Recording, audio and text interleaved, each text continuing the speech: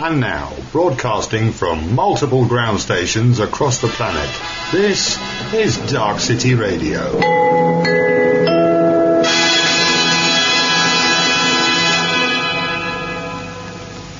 Right, I'm joined this afternoon by Michael Telling. Is it Tellinger or Tellinger? Is it Tellinger? Well, if you're in Germany, it'll be Herr Tellinger. In England, it's most certainly Tellinger. Tellinger, right? Okay, I'm terrible with names, Michael. I'll get Michael quite easily. Mikael, I always get it. Yeah. Yeah, and don't forget the L at the end of that word because it might become very important later in this discussion. So, Michael, I was introduced to you only a short period of time ago. So, could you just give us a brief outline, Michael? How you kind of come to get into the work that you're currently doing? I mean, just so people know, you're about to embark on a tour across the USA and Europe. How did it start for you, Michael? I guess all my life, since I was a young child, I was an out-of-the-box thinker. I guess you can call me an activist most of my life, never to the detriment of my own survival, until more recently, maybe. And always believed that there was a huge universe filled with abundance of life and exciting things for us to explore. And in 2005, I wrote a book called Slave Species of God, based on my sort of lifelong research and interest. But prior to that, after school, I went to Wits University in Johannesburg, where I graduated with a bachelor's degree in pharmaceutics from the medical school. And during that period, I became very interested in the anomalies of our physical anatomy and the DNA and what it is that we are as physical human beings that just doesn't make any sense. And after being exposed in my my late teens to Erich von Däniken's Chariots of the Gods, with all the prior out-of-the-box thinking that I grew up with in a musical family, understanding sound and music and frequency and harmonics and all that stuff, I wrote the book called Slave Species of God, as I mentioned, in 2005, and that's sort of gone around the world and become a bit of a cult book, I guess you can call it that. And that was just recently re-released, re-edited, polished up, and re-edited and released by Bear & Co. in Vermont, USA, under a slightly different name called Slave Species of the Gods, because ultimately that's what it is. That led me to meeting some people in South Africa. This is where I live. I live in South Africa, out in the mountains of Mpumalanga, the province of the rising sun. A beautiful place. And shortly after releasing Slave Species of God, I met a guy by the name of Johann Heine, who was for about 15 years at that time trying to bring to the attention of the authorities and the archaeologists and the historians the mysterious stone circular structures and ruins that lie scattered throughout southern Africa. When Johann showed me his spectacular aerial photography, I realized that I was dealing with something that I specifically wrote about in Slave Species of God: the vanished civilizations of southern Africa, the vast gold mining empires of the Sumerian entity Enki, and that led me on a path of rapid discovery and reaching some startling conclusions about what was happening here in southern Africa 200 to 300,000 years ago, linking us to the origins of humankind, human cloning, and a vast gold mining empire that pretty much covers most of southern Africa. And that has also led me to find tools and artifacts and do certain scientific measurements in many of these stone structures that has presented irrefutable scientific evidence that we're dealing with an advanced, vanished civilization that had advanced technology, at the same time dealing with the oppression and the enslavement of the human race for close to 300,000 years. That leads us to who we are today.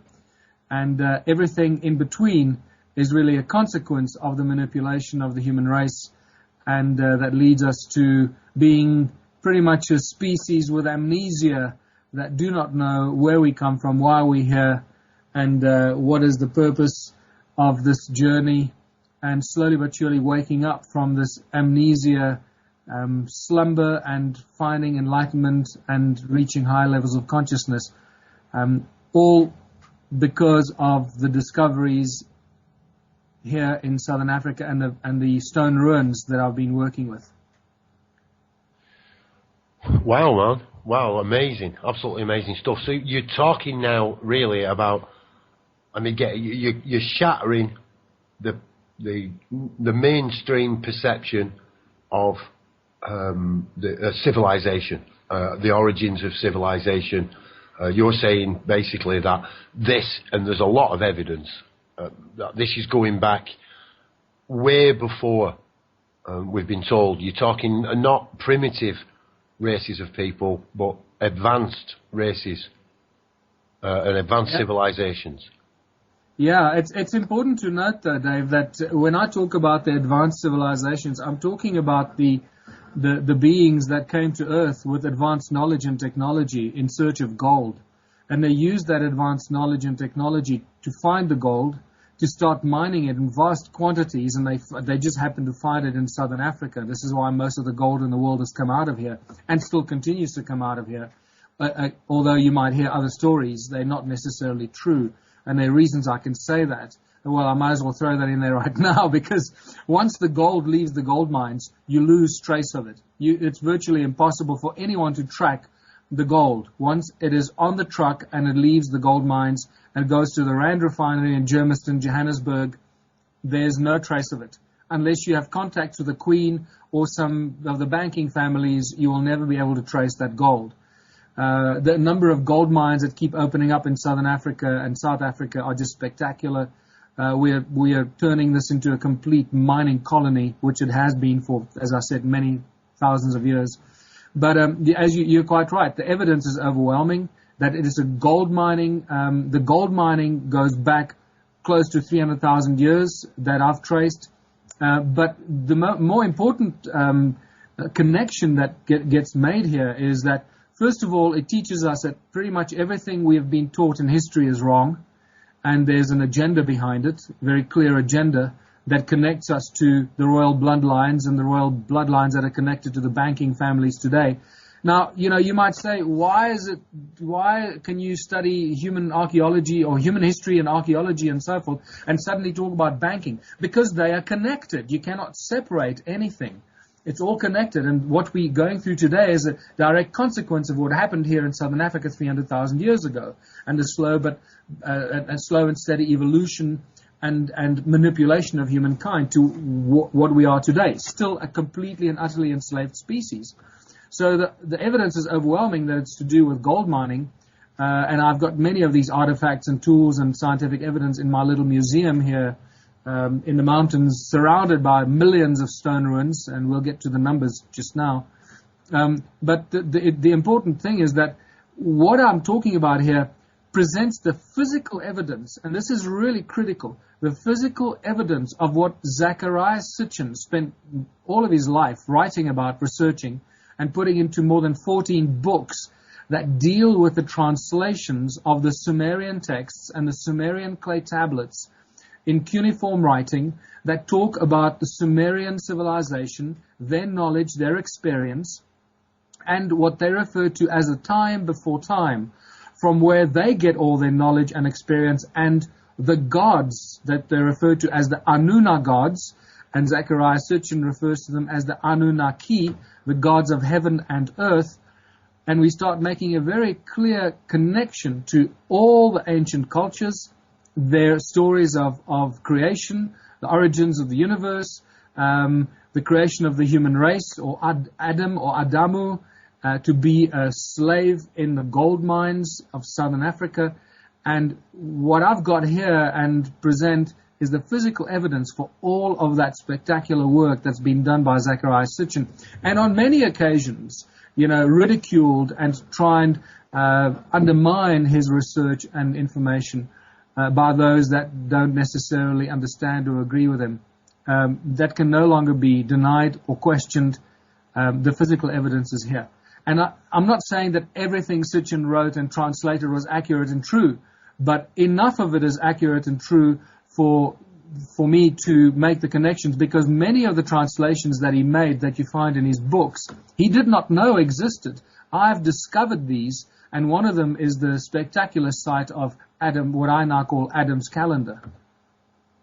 Well, that's a little bit of all the pages I could have picked. I'm at Adam's calendar, solstice tour. Actually, that's what I was actually looking at. So you'd hold this day as quite this coming 22nd of June, quite an important day in your year. That's right. Well, it's the solstice. So it's the winter solstice down here. It's the summer solstice in the north. And we run tours to this calendar because this calendar is connected to the Sumerian entity Enki. And it was rediscovered by a guy called Johann Heine, who introduced me to the stone ruins of southern Africa. He accidentally discovered it in 2003, or I should say rediscovered it in 2003, when he flew over it looking for one of his pilots that went missing and crash landed his plane nearby. And they went to rescue the pilot off the edge of the cliff. While Johann saw this strange arrangements of rocks right on the edge of the cliff, he came back and started a 5-year journey of research and discovery and alignments, and realized that this was an ancient calendar site that is aligned to the solstices and the equinoxes and the cardinal points of north, south, east, west, and realize that we're dealing with a very advanced knowledge of the heavens, and was done for a very specific reason. Once again, he tried to bring that to the attention of all the authorities and the universities, just being kept being ignored, until he met me early 2007. And I took this under my wing, and I started doing my own research and worked with Johann for the first 2 years, until he got too busy with his own business.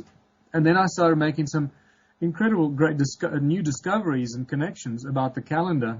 One of the most important ones is that there's a Horus stone, a stone carved in the shape of a Horus bird, if you want to call it that. It's a bird kind of statue. And that bird statue is aligned with a sunrise in the east on the equinox. And then the Horus bird just happens to be looking at 3 other stones that are lying next to it. And those 3 stones mark the rise of Orion's belt in the east.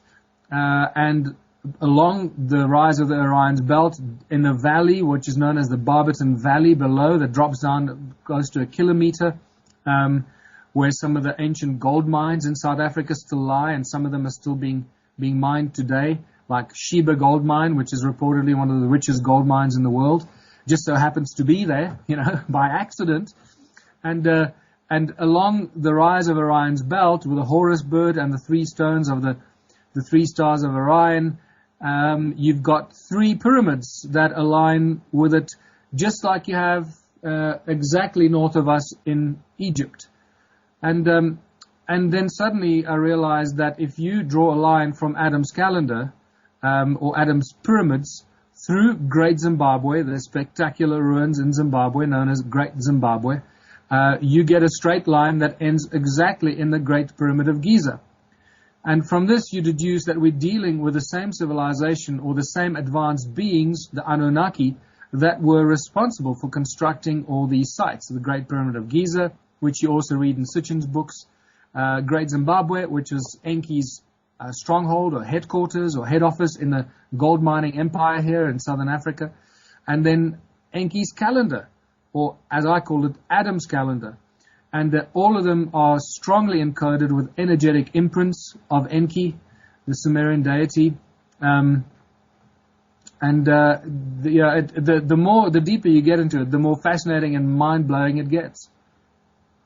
Well, I've looked at a little myself regarding these lines coming up from, as you say, from Egypt, and there's one that runs straight through the Vatican. Across through Spain, from the Vatican, across France, and straight through England, and I'm told all the way into Iceland. and these points can be actually measured out, the distances. And lo and behold, when you actually look at that, you've got Iceland, England, Italy, Egypt.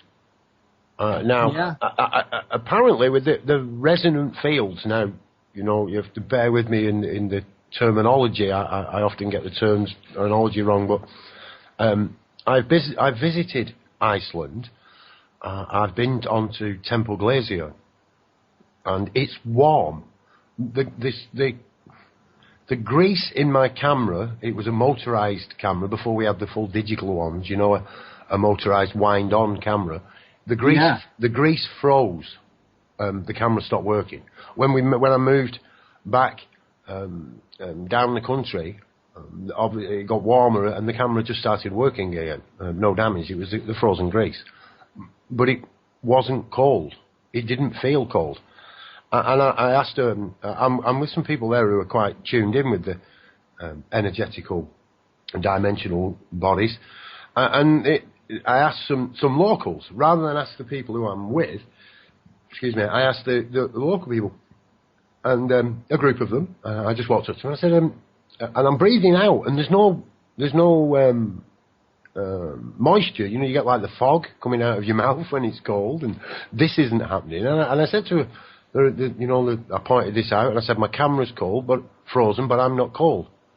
And they just said, it is the energy of the vortex under the glacier. Just like that. Common knowledge, you see. This kind of knowledge is taught in their schools, where in the Western schools and stuff, it's just completely kept out of education. We're not taught of it. You mentioned earlier about divergent thinking, but yet you've gone through an education. It sounds like a quite good education.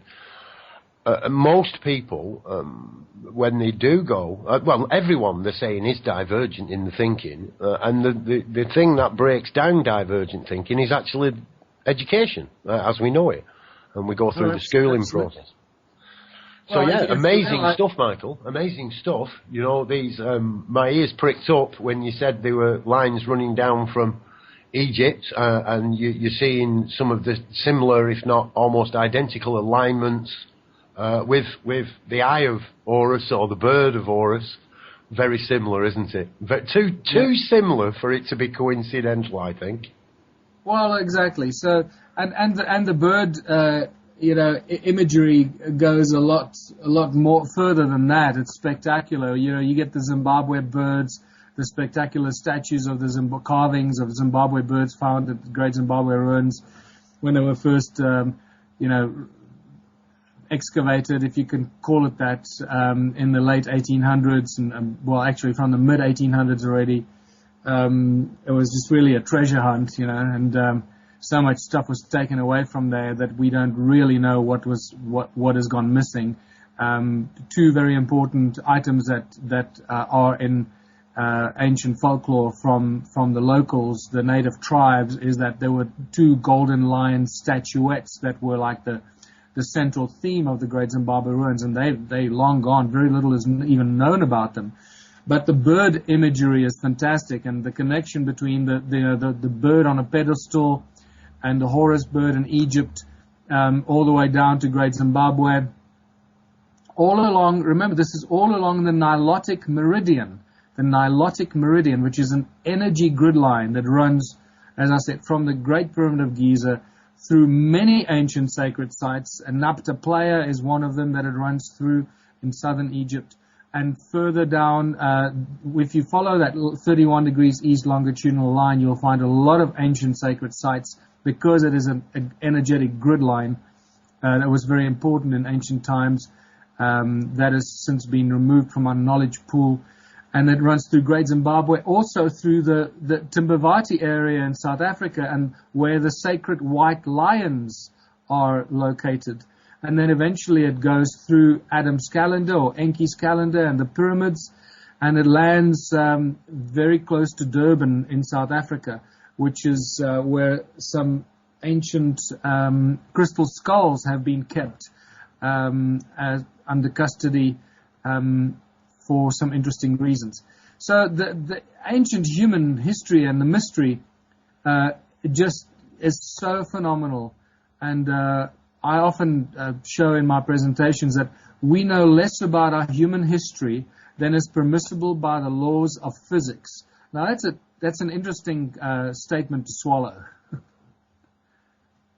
No, it made me chuckle though. Yes, yeah, we definitely do. I mean, we look at the stars and we have wonderment of the stars, and yet we have not even begun to discover what may lie beneath our oceans. So yeah. I haven't mentioned to you that there are more than 10 million of these circular stone structures, or the stone circles as we call them, in Southern Africa. South Africa, Zimbabwe, and Botswana, and Mozambique. Mostly South Africa and Zimbabwe. And it spills over into Botswana and Mozambique a little bit. But more than 10 million of these ruins. I mean, that's spectacular. What that tells us, and until I got involved here 5-6 years ago, very little was known about them, and they were just speculated to be, cattle enclosures, or as we call them here, cattle kraal, where, the native people were building them to keep their cattle in, and so forth. Or they were just dwellings built by migrating tribes as they were moving south from the north, because that's still the philosophy that, the tribes of Southern Africa migrated here from East and West Africa, 3,000 years ago. And that doesn't make any sense either, because there was supposed to be this exodus from Southern Africa some 65 or 75,000 years ago. So all this ancient history is all scrambled, jumbled up. But when you realize that there are more than 10 million stone circles, only a fraction of them are visible. Most of them still lie buried beneath the soil and sand from some great cataclysmic event in ancient times. You realize that we know nothing about our human history, especially what is going on here in Southern Africa, and that there is a vanished civilization that were doing spectacular things here. And based on the calculations I've done, we've got an average population of about 50 million people that lived here for an extended period of time of about 270,000 years.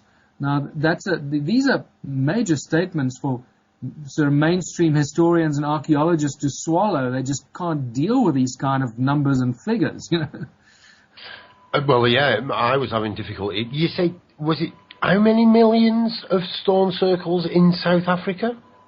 More than 10 million. And that was the first sort of calculation I did.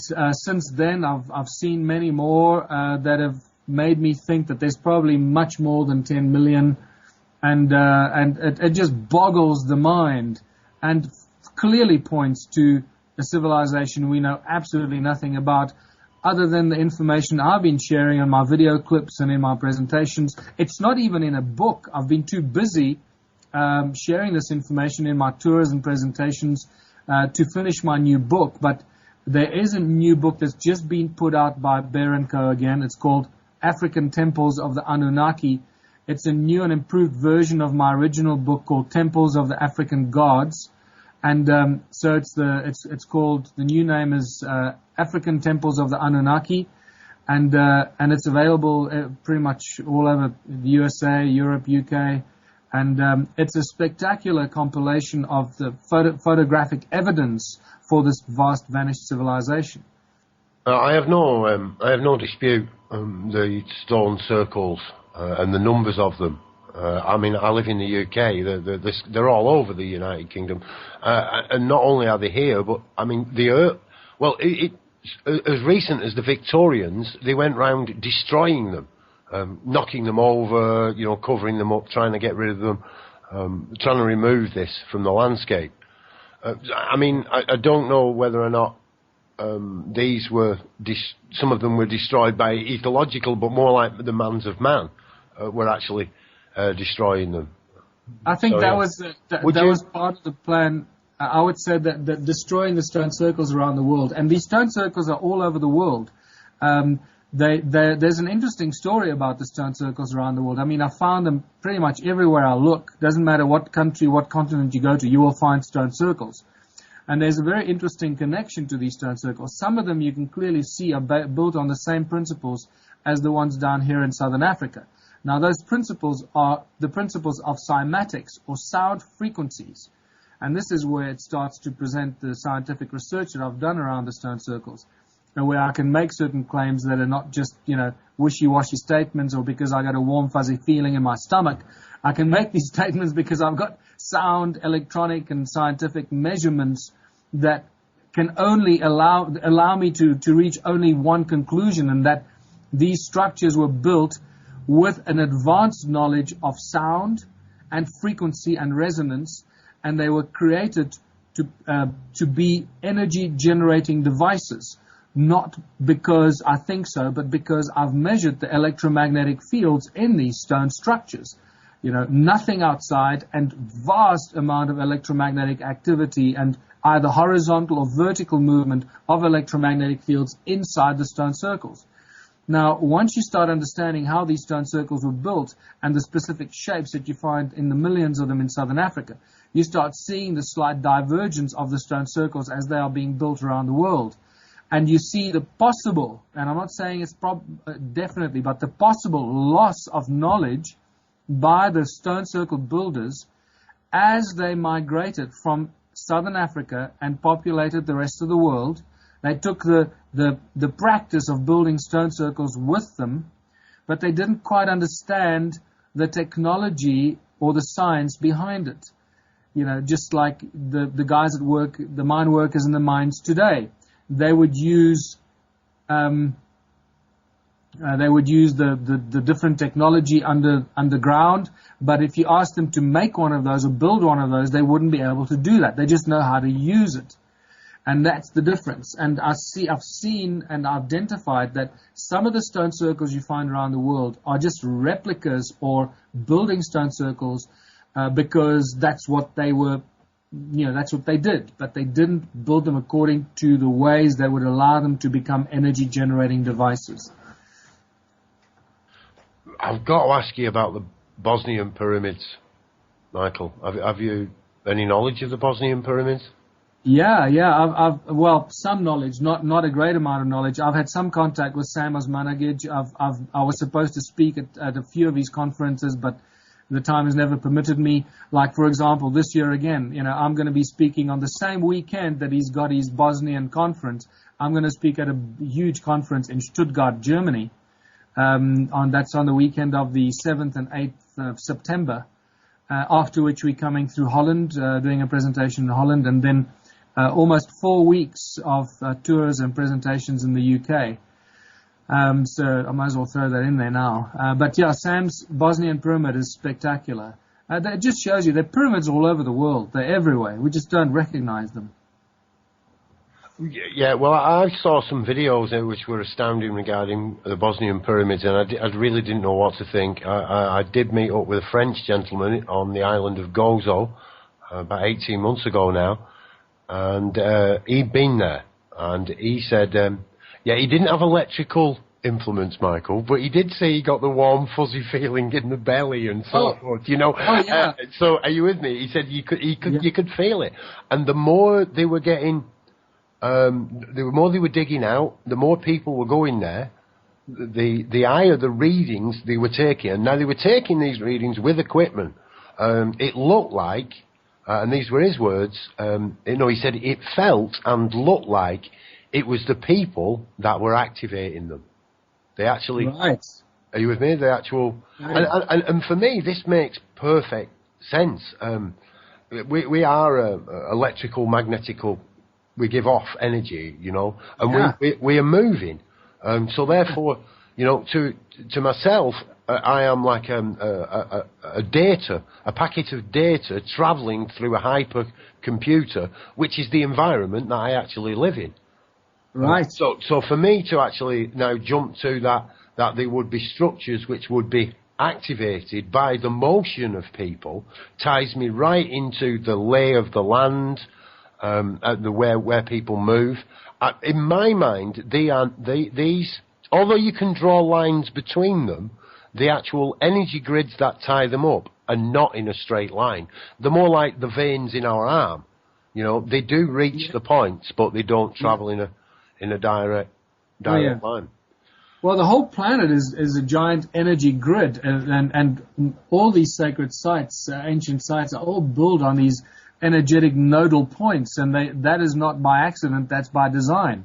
Because, the planet is a living organism, and it gives off huge amounts of energy, and it allows us to feed on that energy, and this is what I believe Nikola Tesla did. What very few people, I think, have really realized is that he actually used the sound frequencies from Mother Earth. Just like the Great Pyramid was also a device using acoustic properties, sound frequencies from Mother Earth to generate huge amounts of energy. Probably the largest energy generating device ever built on planet Earth. And Nikola Tesla did exactly the same. It's what he did with those sound frequencies at the top of his Tesla Tower on Long Island that everybody's trying to figure out, how he converted it to other forms of radiant and latent energy, non-polar energy. This is very important because his energy was non-lethal. And that could power boats and aeroplanes and cars and TV sets and everything and anything you can imagine. That's what we find in the stone circles of South Africa or Southern Africa, giving us huge amounts of this Tesla-type energy, or that Tesla copied, I guess, or reinvented. And so we're sitting with an unlimited amount of free energy that we could tap into and power the whole planet and allow every human being to live in absolute abundance and humanity to take its rightful place, I believe, in the universal community of beings that live in peace and harmony and explore their creative talents and their creative gift that they are born with. And that's where the enslavement comes in. And this is really where my new work is taking me now, is talking about a new world, new social structure that operates without money. Because once you realize that money was a construct of the Anunnaki, it was a complete tool of enslavement. And until we recognize that we are completely and utterly enslaved by money as a tool of enslavement by those that control the supply and the flow of money, we cannot liberate ourselves from this trap. It's the matrix that we're trapped in. And all of this, you can start making more sense of it once you start following the obvious line from our origins as a slave species in the gold mines and how all this has been unfolding for hundreds of thousands of years until the flood came and wiped it all out. And that's really what I mentioned earlier. I want to quickly throw in here is because there's overwhelming evidence that this entire gold mining civilization was wiped out by the so-called biblical flood, or the Great Flood, some 12 or 13,000 years ago, possibly a bit further back in time. The evidence is everywhere that it was some sort of a giant watery affair or event that caused the demise of the civilization. Amazing, man. Really amazing information. My little pea-sized brain is struggling to keep up with it all, Michael. I can understand why it's spread out into seminars. I totally agree with you regarding money and the control of money and what money's become. I can see a perfectly good, simple idea of trust being, bastardized completely. The two components won't fit together anymore. The middleman is created to deal with and before you know it, as you say, you've got one species that can only operate the system, and the other species knows how to build the system. But the system will collapse without cooperation. So they have become enslaved to one another. And it looks to me as really we just need to stop trying to fix it. That's how it kind of looks to myself, that the natural environment is trying to repair itself. I've taken this further, again, only in my own analogies, that the land masses, the alignment that was there those years ago wouldn't be here now. That alignment wouldn't be here if the land masses have actually moved over that period of time that we're led to believe. So to me, it's like, how does it fit now? It looks like the land masses have moved, of course, yes, but these sites haven't. It looks like they've moved around them. Then again, it doesn't fit. Italy and Rome and the Vatican keeps kind of getting pushed out of the way in that scenario. So, yeah, it's difficult for me to kind of put all this together using linear time, and that something happened in the so-called past, and that created an horizon to an event, like you were saying, the biblical flood, and then my consciousness needs to move forward in time to where this is all still aligned. So I have difficulty using linear time when I'm looking at these things. I try to place my consciousness in a point of constant time, where I'm seeing these things as they actually are, rather than, where they may have been, or where I might see them going in that projected future. So yeah, it can be quite tricky once you are looking at this with the perception of linear time, like these things happened in the past, and because like you say, for me, you're explaining you've done your experimentation, and these things are actually active, and they're actually working. There is energy there, that from your analogies, you might say, or your investigation, you've found that it looks like Tesla and other people like him have been trying to copy this, rediscover it.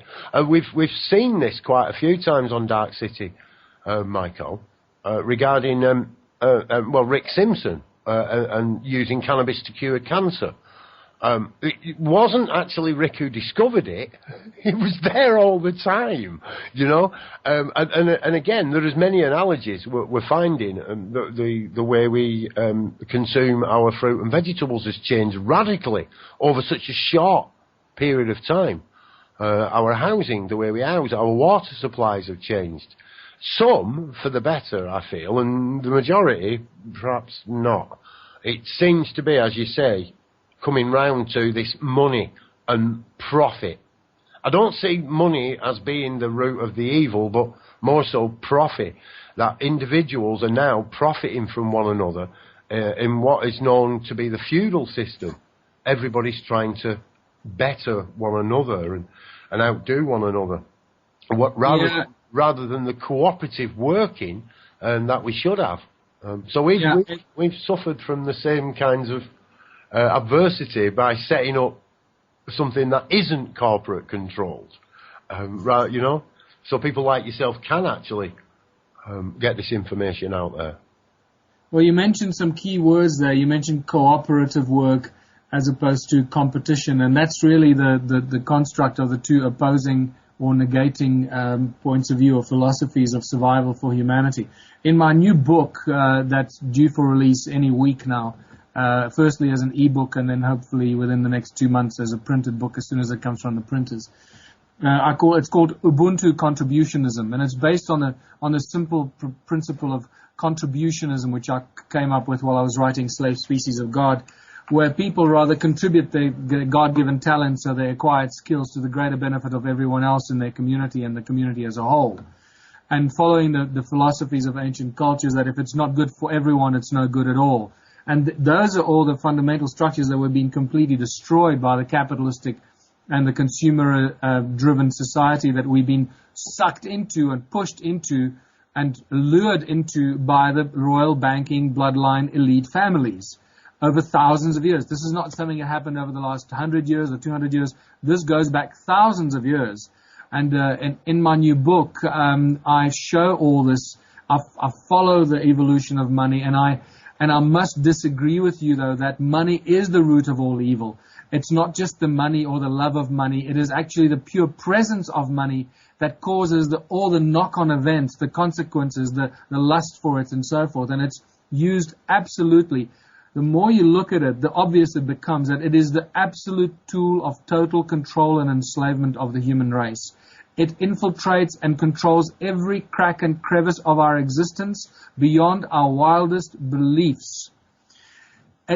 takes a while to come to terms with this, because many people still think, oh, well, I live here, I live out away from the major city centers, I'm my own, my own boss, or I have my own free will and so forth. That is, people that think that live in delusionary lives, because that is not the case. Every aspect of our lives is controlled. You try and go to another country, try and cross borders, or try and get divorced, or try and register a car, or try and report an accident, try and do anything. You realize how we are controlled on every possible level. Try and avoid paying taxes, try and avoid paying a traffic fine, try and, anything. It is absolute control on every possible level. And it's from that departure that as you said, don't play the game. So my philosophy of Ubuntu contributionism, that promotes a world without money and absolute abundance on every level of human endeavor, because the moment you remove money, you remove the obstacle or the hurdle to progress. The moment money is the hurdle to all progress. It's the cause and the reason for the 7 deadly sins, for all the horrible and ugly side of humanity. And people do terrible things that they normally would not do because of money. The moment you remove money, you're faced with this almost immediate emancipation and freedom and abundance on all levels that you can imagine, from food being produced for people to consume that's not thrown away because they don't have money to buy it, free energy, new science and technology that's developed by scientists that they're not prevented because there's no money standing in the way, people not having to live in horrible, disgusting urban areas that they've been lured to by the lure of money so they can earn more money, so they can go and live in beautiful parts of the world wherever they want to live, where their heart resonates with, because they can live there, because everything is available to everyone all the time, and communities work together for the greatest benefit of everyone in that community. So this is what my new book deals with, and presents this new blueprint for human prosperity, as I call it, or a blueprint for new social structure and human prosperity. And it is so simple. It is quite mind-blowing. It's just our poisoned minds that sometimes some people take a little while to get into it and understand it, because you've got to remove money from the system to have this freedom and abundance. And only until we stop using the money that is printed for us by private corporations, a few small number of banking families that control the complete global money supply, only when we stop using their money will we free ourselves from their total enslavement. Can't dispute anything you're actually saying, man. But I am going to kind of defend my little corner. I was kind of looking at the bill of bearing rather than the fiat things we're now defending as currency. Right. So I'm right with you on that. I've been down that rabbit hole myself. But brilliant, man. I totally agree with everything you're saying regarding it. And there's a massive jump between me saying to you, I need iron for my works, and I've got steel, and there you go, mate, there's 2 tons of iron on a bit of paper, and you go cheers and go and pick it up, then you're enslaved to a piece of paper that's completely worthless. That is, like I say, it's another, to me, what could be used to benefit us all. This is a piece of paper saying this needs to go to Africa, and this is a piece of paper saying this needs to go to Europe. It's fine. Taking a piece of paper and enslaving them with a debt-based society, dead against it, man. Dead against it. Just ask yourself, why do you need iron? Why is it that we need iron? We need iron because we have a huge global industry that feeds who? That feeds the banking families. Mm-hmm. Why do we need iron? If we're going to live in harmonious survival and existence on this beautiful planet of ours, we're probably not going to need iron. Or our scientists... that maybe iron was not a good... I'll say cheese. It's a good thing that you said iron. It's a good thing. It doesn't matter what you say, because I've been at this for so many years now. I've heard thousands and thousands of debates and arguments and people dealing with these issues, and it's fantastic, because very quickly you can explain to people just by the fact that you mentioned iron, and we go and say, well, how will we work in a moneyless society where everybody lives where they want to, in close-knit communities where everything is available to everyone all the time, because that's what people do. From farming to making shoes, to developing free energy devices, to different and alternative transporting systems, to different housing and town development, community development, to completely different social structure. How is iron going to fit into that social structure? And you'll see very quickly, if you reverse engineer your thinking, you realize that we probably are not going to use much iron, because there'll probably be other materials that are not necessarily have to be extracted from the ground, that we can manufacture and make or produce with different types of understanding of the laws of nature, which we will have a much better grasp of once we take money out of the equation. Oh yeah, totally agree. I really totally agree. You know, I look at what I call closed-looped systems from an engineering perspective, and that's a system what creates no loss and no harm. They often do have a product, you know, or a waste product, which should be totally and absolutely organic. So if you're going to create a waste product, it's something like soil. If you're going to create it shouldn't be some nasty thing and we just bury it in a hole in the ground and hope that the earth deals with it for us. I work within closed-loop systems, aquaponics, I've worked with quite closely, and also within education, the way the consciousness actually works, with the event and the horizon and the memory hooks, and how individuals take a defensive position because of the time and the energy they've invested into the position that they've now created for themselves, and the effects of Gladio. Although I am quite a dumb northerner, I freely admit that, I'm not kind of hiding behind the door. You know, what I'd like to add to that, Dave, is that what I often say to people is everybody is a scientist. You know, the word science and knowledge is completely distorted in our lives and our world today. And it's meant to be the special, elite thing that only a handful of people can attain. Only a handful of people can become great scientists or great, well-educated and educated people. That's not true. Everyone that has any kind of knowledge of anything is actually a scientist, because science comes from the word scienza, which means knowledge. So anyone who has some knowledge of something and special skills is a scientist within their realm of the specialized field that they're involved in. And the whole education system we have today is not to do with knowledge and wisdom or skills for life. It's about what? It's all about money. What does the education system do? It takes children away from their parents for 12 of the most important lives of their of early life, and it fills their brains with knowledge and information that they never use again in their life. But what it does give them, it first of all exposes them to stress, because it makes them used to the concept of exam stress and fear of exams. So it exposes them to stress and fear from an earliest of age, because that's what they prepare people for the rest of their lives, to be able to live and cope with stress and fear, right?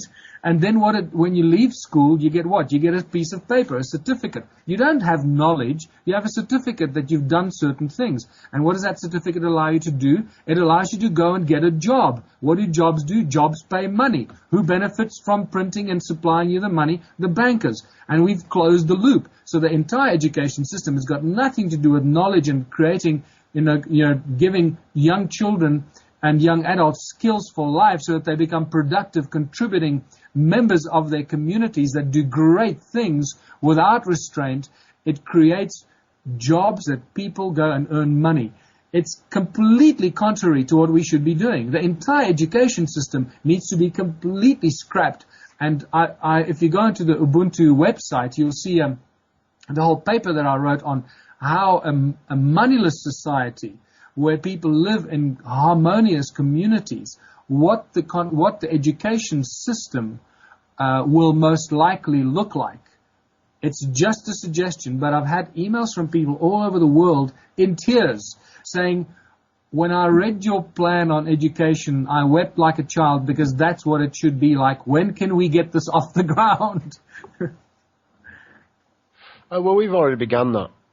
It's weird. It's Ubuntu. You say Ubuntu to me is part of the Linux platform.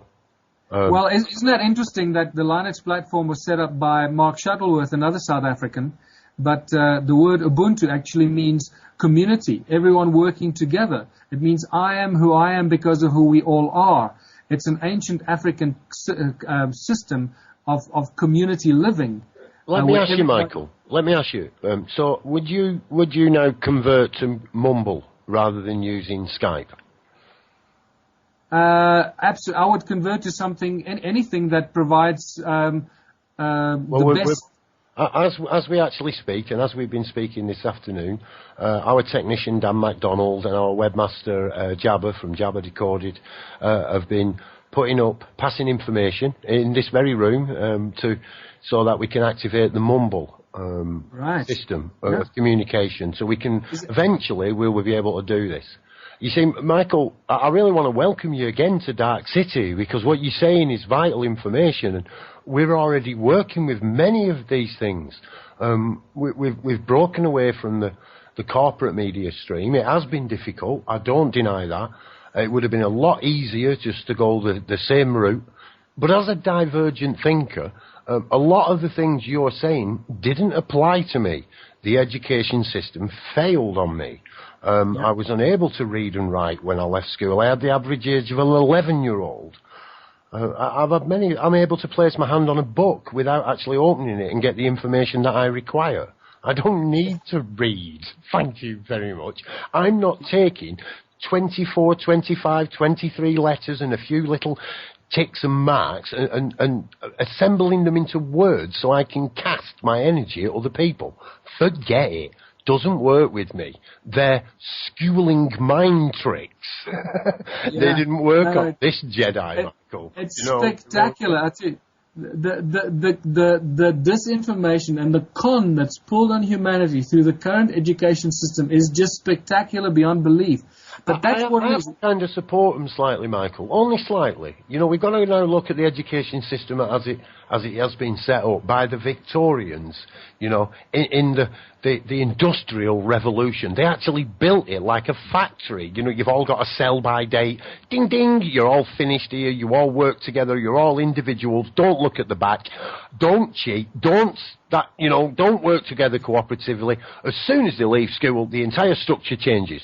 You've got to work cooperatively. You have to work together. There are still a few individuals that do work alone, but the true manifestation of all things comes through cooperation. Now, the bankers have got us here, Michael. They've got us hands down, bro. This is my experience. No matter how I've tried, no matter how all the crew here have tried at Dark City Radio to explain to people, you can't keep complaining at the corporations and the bankers if you keep supporting them. Absolutely. Absolutely. But this is exactly what I propose in my new book about the fact that we've got to stop using the bankers' money. Just stop using them. The moment you stop using the tool of enslavement, they can no longer enslave us or those that use it. So we can create a whole new reality. Michael. Oh, you're right on, bro. We do. You see, Dark City wasn't built off money. It was built off bitcoins. And bitcoins are like a mythical thing you make on the internet. It's magic. It really is. Using time and energy. You use time and energy to create this digital currency, which actually buys real things. And now by real things, I mean these things that appear to be more valuable than time and energy, which to me is a bit of a, what?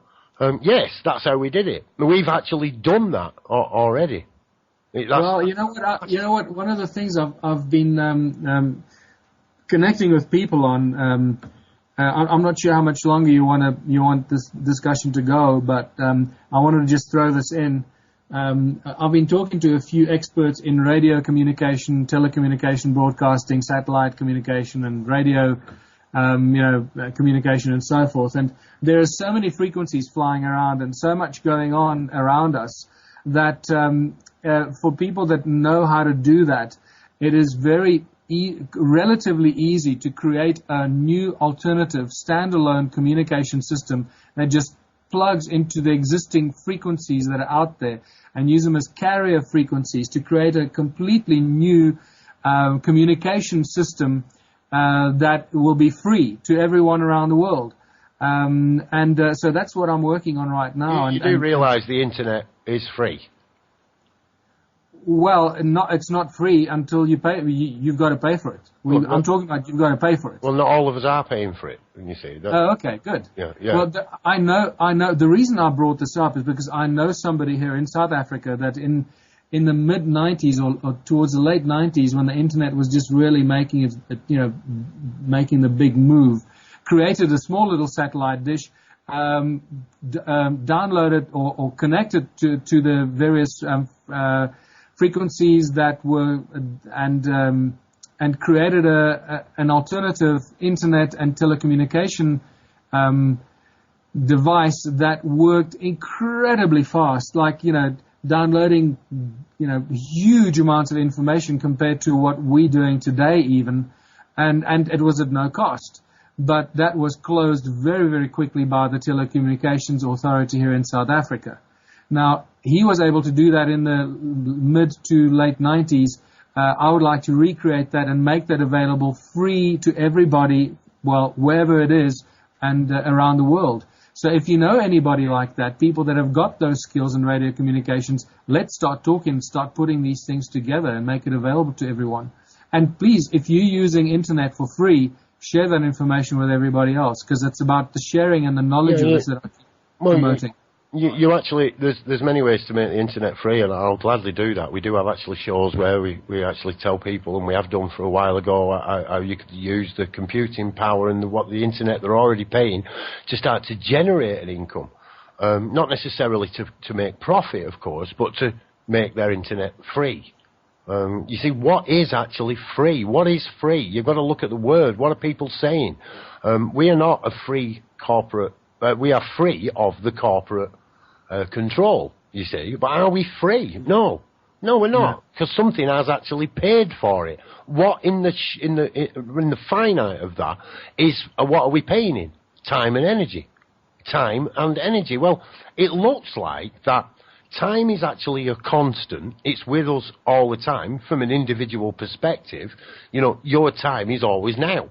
You can't go back into your life, into your past, and if you did, you'd still be there now in your time. Yeah. So time is not actually something you could ever actually trade with at all. You would always have your time now, and energy would appear to be abundant, as you say. So what's the point in trading the stuff if we've all got an abundance of it? What is there to trade? It looks like to me that it is breaking down. It's like a cascade, not only in the financial industry, but within the consciousness of people, and then also within that consciousness, almost a depression in consciousness. And rather than all this reaching up to the gods, it's more like putting your hands on the earth scenario.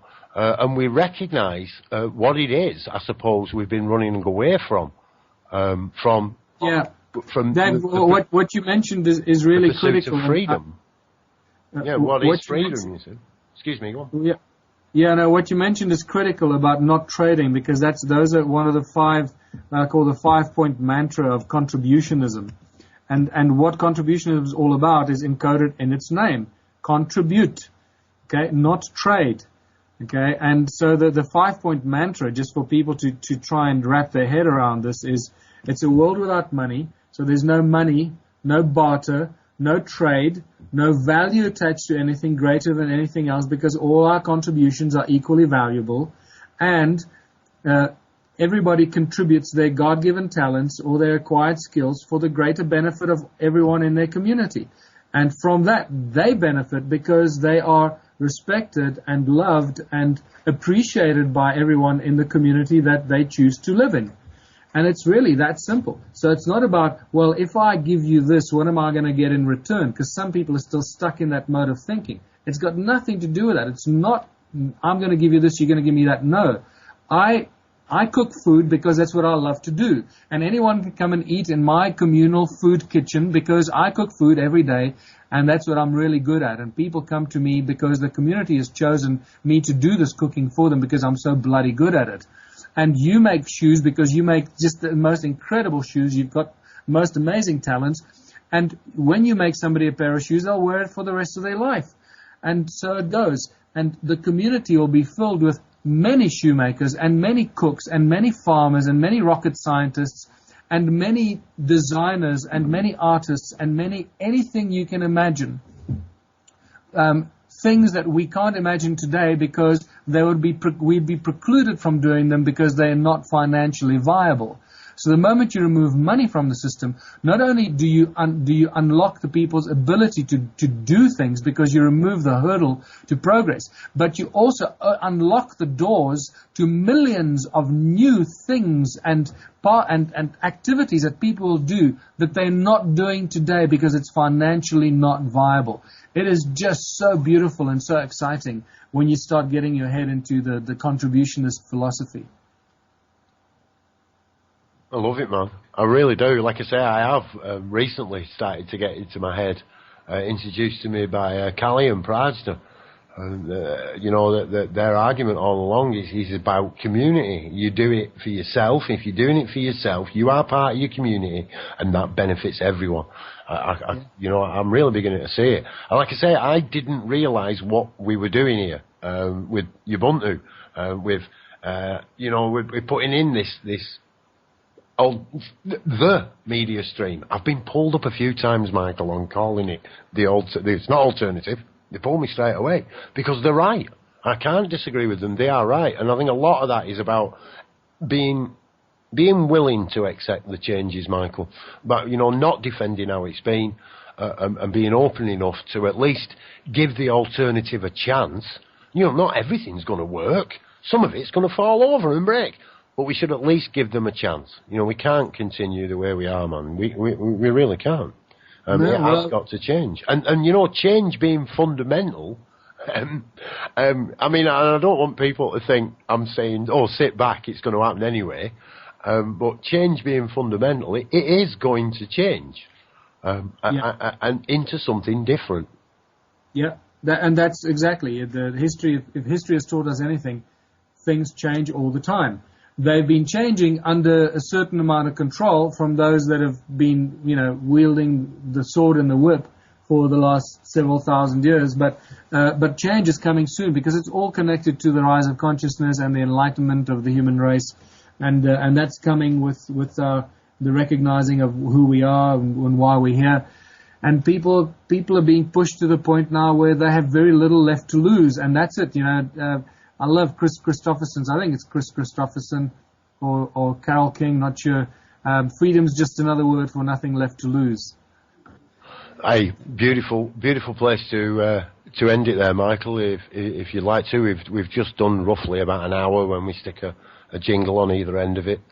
Brilliant chatting with you. We've got to do this more. This was you've opened my consciousness up somewhat this afternoon, Michael. Definitely. Well, thank you so much, Paul. I appreciate it. It was lovely chatting to you. I love your mind, and I'm so glad that you finally learned to read. Well, not really. I learned computer. Good.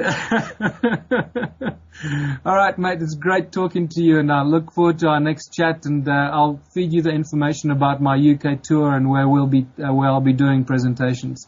Oh, do that, Michael. Do that now, Michael, before I turn off the recorder, and then that'll be on the end of the tape for people. Well, just go to my website periodically and check it out as soon as we got the venues booked in the UK.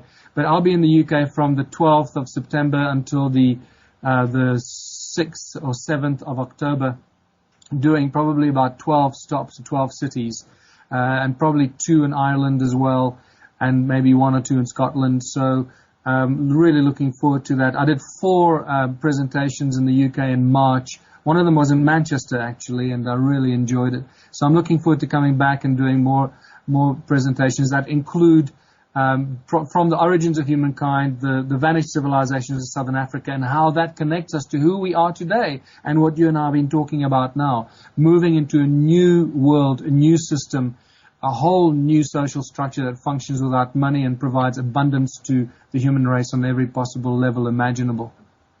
Right on. Absolutely brilliant. That was Michael Tellinger. And now, broadcasting from multiple ground stations across the planet, this is Dark City Radio.